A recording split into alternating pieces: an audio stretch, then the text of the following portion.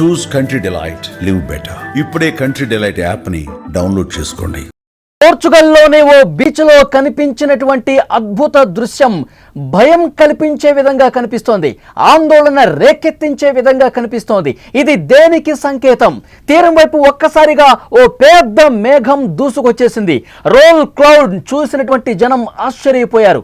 తీవ్రమైన వడగాల్పుల వల్లే ఇది జరిగిందని నిపుణులు చెప్తున్నప్పటికీ ఏదో జరుగుతోంది, ఈ ప్రపంచంలో ఏదో ఒక గొప్ప మార్పు కనిపిస్తూ ఉంది. ఇది దేనికి సంకేతం? ఇది ప్రమాదానికి ఏమైనా సంకేతం చూపిస్తోందా?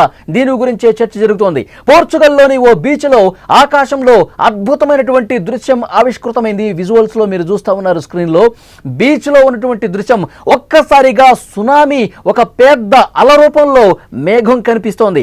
ఆ మేఘాన్ని చూసినటువంటి బీచ్ లో ఉన్న వాళ్ళు భయాందోళనకు గురయ్యారు. ఒక్కసారిగా ఒక పెద్ద అలతో సునామీ వచ్చే స్థాయిలో ఆ మేఘం కనిపించేసరికి అందరూ కూడా ఆందోళనకు గురైనటువంటి పరిస్థితి ఉంది. సముద్రంలో వచ్చే ఒక భారీ కెరటం లాగా ఆ మేఘం కనిపిస్తోంది. స్క్రీన్ లో చూస్తా ఉన్నారు. అక్కడ ఉన్నటువంటి పర్యాటకులు ఒక్కసారిగా ఆశ్చర్యపోయారు. ఈ వాతావరణ దృగ్విషయాన్ని చూసి అందరూ కూడా ఆశ్చర్యచకితులయ్యారు.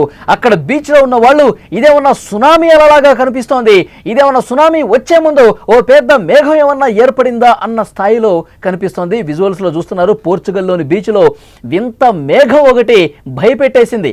అక్కడ ఉన్నవాళ్ళు ఒక పెద్ద అల రూపంలో అది ముందు ముందుకి దూసుకొస్తుంటే అది ఏమన్నా వల, ఎందుకంటే ఇంత దగ్గరికి వచ్చే వరకు కూడా వాళ్ళకు కూడా అర్థం కాలేదు ఇది అల ఏమన్నా వస్తుందా, సునామీ ఏమన్నా వస్తుందా. ఎందుకంటే జూలైలో అతిపెద్ద సునామీ రాబోతోంది, దేశం పూర్తిగా సర్వనాశనం చేసేపోతుందని చెప్పి బాబా వంగా లాంటి వాళ్ళు అప్పటికే పెద్ద ఎత్తున ఇది ఒక వార్త ప్రచారం అవుతున్నటువంటి నేపథ్యంలో, ఒక భయం గొలిపేటువంటి పరిస్థితి ఉన్న నేపథ్యంలో ఇలాంటి మేఘం చూసేసరికి ముందుగా అది మేఘం అని కూడా వాళ్ళకి తెలియదు. కొంత దూరం నుంచి ఒక పెద్ద అల రూపంలో కనిపించేసరికి అక్కడ బీచ్ లో ఉన్న వాళ్ళు ఒక్కసారిగా పరుగులు పెట్టిన పరిస్థితి. ఆ తర్వాత కొంత తేరుకుని ఇది మేఘం, సముద్రం మీద నుంచి, సముద్రం లోతుల్లో నుంచి కనిపిస్తున్నటువంటి ఒక పెద్ద మేఘంగా కనిపిస్తోంది. ఆ మేఘం ముందుకి వస్తుంటే గతంలో ఎప్పుడూ చూడనటువంటి పరిణామంగా దీన్ని చూసి ఆశ్చర్యపోయిన పరిస్థితి. ఎందుకంటే ప్రపంచంలో కొన్ని వింత సంఘటనలు ఈ మధ్యకాలంలో కనిపిస్తున్నాయి, కొన్ని వింతకరమైనటువంటి ఆకారాలు కనిపిస్తూ ఉన్నాయి. ఇదేమన్నా ప్రమాదానికి సంకేతంగా కనిపిస్తుందా? అల్లకల్లోలం వచ్చే ముందు, అతిపెద్ద ప్రమాదం సంభవించే ముందు ఈ ప్రపంచం, ఈ భూమండలం మనకేమన్నా సంకేతం పంపిస్తుందా? దీని గురించే పెద్ద స్థాయిలో చర్చ జరుగుతున్నటువంటి పరిస్థితి. ఈ మధ్యకాలంలో మనం చూస్తా ఉన్నాము, బాబా వంగా ఏవైతే ఆ బుక్ లో రాశారో, రియో తాత్సుకి ఏదైతే బుక్ లో పొందుపరిచారో, జూలై 5వ తారీఖు అతిపెద్ద విపత్తు రాబోతోంది, అతిపెద్ద సునామీ రాబోతోంది. ఈ సునామీ 2011 సంవత్సరంలో జపాన్ ను కుదిపేసింది కదా, దానికంటే 3 రెట్లు అత్యంత ప్రభావవంతమైనటువంటి సునామీ రాబోతోంది, జపాన్ ని అతలాకుతలం చేయబోతోందని చెప్పి వార్తలు వింటా ఉన్నాం. ప్రపంచం మొత్తం కూడా చాలా ఉత్కంఠగా జూలై 5 కోసం ఎదురు చూసినటువంటి పరిస్థితి. ఈలోపే ఈ ప్రచారం జరుగుతున్నటువంటి సమయంలోనే అనేక చోట్ల కొన్ని వింత విచిత్రమైనటువంటి ఆకారాలతో వాతావరణం మార్పుని గమనిస్తూ ఉన్నారు. పోర్చుగల్ బీచ్లో అందరిని ఒక్కసారిగా భయభ్రాంతులకు గురి చేసినటువంటి ఆ మేఘాన్ని మీరు చూస్తూ ఉన్నారు. అసలు సునామీయే వచ్చేస్తుందా, మనల్ని అందరినీ కూడా ముంచెత్తడానికి వచ్చేస్తుందా అన్న స్థాయిలో ఒక మేఘం ఎంత భయపెట్టిందంటే ఆ బీచ్లో ఉన్న వాళ్ళు షాక్ అయిపోయి, కంగు తినిపోయి తమ తట్ట బుట్ట అన్ని కూడా సర్దేసుకుని దూరంగా పరిగెత్తాలన్నంత ఆలోచన కనిపించింది వాళ్ళకి, అంత భయం కనిపించింది. ఆ తర్వాత అది ఒక మేఘం మనకి దూరం నుంచి ఒక అలలాగా కనిపించింది, కానీ అది దగ్గరకు వస్తుంటే ఒక మేఘం. గతంలో ఎప్పుడు కూడా చూడనటువంటి ఆ మేఘం మనల్ని భయపెట్టిందని చెప్పి ఆ బీచ్లో ఉన్న వాళ్ళు చెప్పినటువంటి పరిస్థితి. ఈ మధ్యకాలంలో వాతావరణంలో పెను మార్పులు చోటు చేసుకుంటున్నాయి. ఇది దేనికి సంకేతం? చాలామంది మాట్లాడుతున్నారు, కొంతమంది పర్యావరణవేత్తలు మాట్లాడుతున్నారు, శాస్త్రవేత్తలు మాట్లాడుతున్నారు, ఎలాంటి ఇబ్బంది లేదని చెప్తున్నప్పటికీ కూడా ఎవరైతే భవిష్యత్తుకు సంబంధించి జోస్యాలు చెప్పారో, భవిష్యత్తు ప్రమాదకరంగా మారుతుందని చెప్పి జోస్యాలు చెప్తున్నారో, వాళ్ళు చెప్పినవి కొన్ని నిజమైనటువంటి పరిస్థితులు ఉన్నాయి. 2011 జపాన్ భూకంపం, అతిపెద్ద సునామీ, దీంతో పాటు కరోనా కూడా అందులో ఆ బుక్లో పొందుపరిచారు. రియో తాత్సుకి చాలా స్పష్టంగా 2021 సంవత్సరంలో అతిపెద్ద మహమ్మారి లక్షలాది మంది జనాల్ని చంపబోతుందని చెప్పి అందులో స్పష్టంగా రాస్తుంది. అది కట్ చేస్తే అది 100% జరిగింది. కరోనా మహమ్మారి ప్రపంచాన్ని ఒక కుదిపేసి వెళ్ళిపోయింది. అలాగే ప్రిన్సెస్ డయానా గురించి కూడా అందులో ఆమె మృతి వార్తకు సంబంధించి కూడా భవిష్యత్తును ఊహించి ఆ పుస్తకంలో రాసినటువంటి పరిస్థితి ఉంది.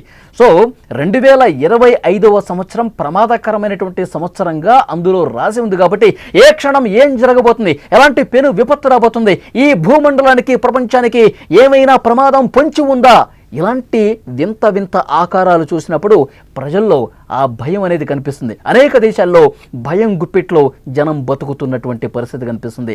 ఫర్ ఎగ్జాంపుల్, గత కొన్ని రోజులుగా పరిస్థితులు ఒక్కసారి గమనిస్తే చైనాలో భీకరమైనటువంటి వరద బీభత్సం జరిగి చైనాలో చాలా ప్రాంతాలు బ్రిడ్జిలు కొట్టుకుపోయినటువంటి పరిస్థితి కనిపిస్తుంది. పెద్ద పెద్ద కొండరాళ్ళు కూడా పడిపోయి పెను విపత్తు సంభవించిన పరిస్థితి ఈ మధ్యకాలంలో మనం చూసాం. ఇప్పుడు అమెరికాలో టెక్సాస్ రాష్ట్రంలో విపరీతంగా గతంలో ఎప్పుడూ లేనట్టుగా ఒక్క రోజులోనే 24 గంటల్లోనే కొన్ని నెలల పాటు అక్కడ నమోదయ్యే వర్షం కొన్ని గంటల్లో నమోదై టెక్సాస్ రాష్ట్రం మొత్తం ప్రధాన నగరం మొత్తం కూడా వరద గుప్పిట్లో చిక్కుకొని అన్నీ మునిగిపోయేటువంటి పరిస్థితి కనిపిస్తోంది.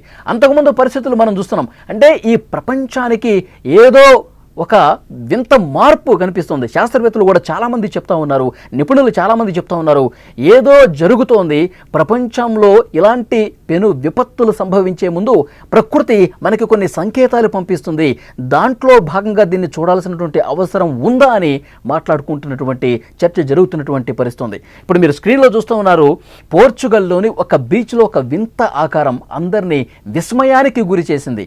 ఇది నిజంగా 2025 సంవత్సరంలో జరగబోయే విపత్తులకు ఒక సంకేతంగా పంపించిందా ప్రకృతి అని కూడా మాట్లాడుకుంటున్నటువంటి పరిస్థితి కనిపిస్తోంది. ఈరోజు జూలై 5 శనివారం జపాన్లో ప్రజలందరూ కూడా ప్రాణభయంతో వణుకుతున్నటువంటి పరిస్థితి. కొన్ని నిజాలు జరిగినాయి కాబట్టి, భవిష్యత్తు ఊహించిన ఘటనలు కొన్ని జరిగినాయి కాబట్టి ఇది ఏమైనా జరుగుతుందా, దీనికి బలం చేకూర్చే విధంగా అక్కడి టొకారా దీవుల్లో పెద్ద ఎత్తున భూ ప్రకంపనలు, ఇప్పటికే 1000 సార్లు భూమి స్వల్పంగా కంపించింది అంటే ఇది కూడా ఒక సంకేతం ఏమన్నా పంపించిందా, అతిపెద్ద ప్రకంపన రావడానికి, అతిపెద్ద సునామీ రావడానికి ఇదేమన్నా ప్రాథమిక స్థాయిలో సంకేతం పంపించిందని కూడా చర్చ జరుగుతోంది. సో ఇలాంటివన్నీ చూసినప్పుడు నిజంగానే భవిష్యత్తుకు సంబంధించి ఏవైతే ప్రమాద సంకేతాలు జోస్యాలు చెప్పారో అవి ఏమైనా నిజమవుతాయా అన్న ఒక ఆందోళన చాలా మందిలో కనిపిస్తుంది. ఇప్పుడు పోర్చుగల్లో కనిపించింది కూడా అలాగే చూస్తూ ఉన్నారు చాలామంది. అందుకే ఇప్పుడు జపాన్కి పోవటానికి కూడా భయపడుతూ ఉన్నారు. జపాన్లో పర్యాటకం 83% పూర్తిగా కిందకి పడిపోయింది.